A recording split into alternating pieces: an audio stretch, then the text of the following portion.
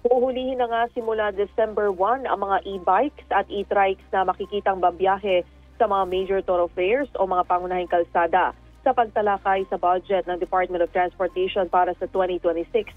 Kinwestiyon ni Senator Rapi Tulfo kung anong aksyon ang ginagawa ng Land Transportation Office sa mga lumalalang problema sa lansangan dahil sa mga e-bikes at e-trikes.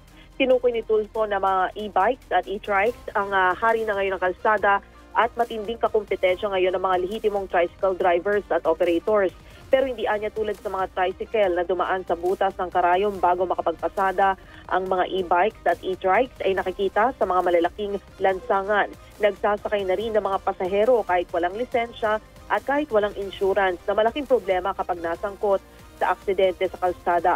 Nangako naman ng LTO na simula December 1, 2025 ay uhulihin ang lahat ng mga e-bikes at e-trikes na makikitang nasa major thoroughfares at automatic na i-impound ang mga ito.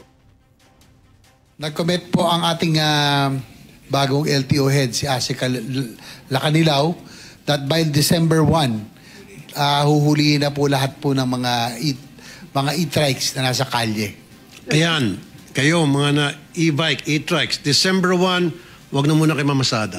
Hindi, maging parehas na kayo. Wala naman silang driver's license, karamihan sa kanila. So ano ipapakita nila doon sa apprehending officer?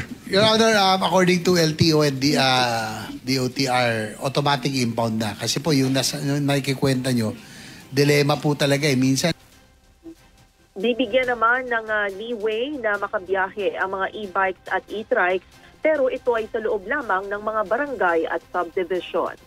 Kasama mo sa Diza XL RMN Manila, Radyoman Conde Batak, Tatak, RMN.